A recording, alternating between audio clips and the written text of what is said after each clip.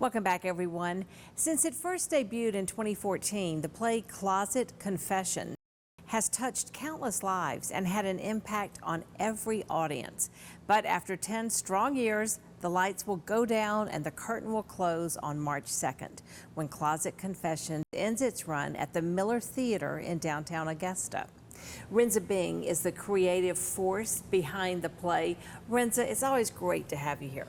Thank you for always allowing me to come. You know that you have been able to bring this play back 8 times now, over 10 years. Yes, ma'am. Is really something.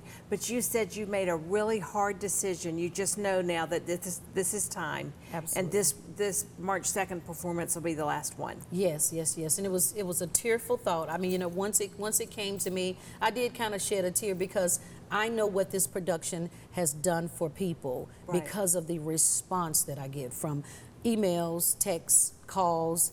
And it's kind of hard, you know, and I'm speaking from the flesh right now. I have no idea what God may say, but I am 100% of the financer for the production.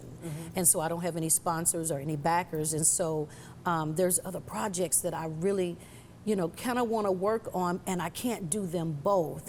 And so I feel like I've touched a lot of people, and people will have the memory of the production in their hearts, the ones that have come. And there's people that have come countless times. Every time I have them, they come back. So because I give them something a little different every time. Well, you do, and you touch on really strong and important themes. They're tears, but there's a lot of laughter too. Oh my goodness, the production is extremely, extremely funny. I have very funny people in the production, such as Jermaine Dolly. He's a gospel singer. He is hilarious. We have Stevie. There's so many people that's in the production that brings the funny. So, you know, we hit you with serious issues that's going on in everyday, and it's relatable. It doesn't matter what race you are, what religion you are. It is relatable because it's things that's happening in the community daily, but it is extremely funny. You are excited to be able to do this at the Miller. Absolutely, I am super excited, and one of the reasons is because sometimes I receive calls from people who, you know, they want to come and they can only afford a certain price ticket. And so they would ask, well, are there any elevators or things like that? So I realized that the Miller does have access. And so you have to look at your target audience for what you are doing, and I wanted to be able to provide that. So if there were senior citizens or people with disabilities that needed to be on the upper level, we would be able to have that for them. Fantastic, fantastic. Now, you spoke to me earlier about a realtor who had a big impact in you doing Clozet Confession. Yes, well, when I first wrote the production, I was really, really afraid of it because I was not quite for sure how the community was going to receive it. And I was new to funding myself because, again, I didn't have any sponsors. So I said, well, maybe I'll reach out to some people about purchasing an ad for the souvenir booklet. And I just went on in the directory, and I saw several different names, and this realtor by the name of Ty Caldwell Jr. popped up, and I said, oh, I'm gonna take a chance of calling. So I called the number, and he was like, hey, I don't know you, you know, what is this you trying to sell me?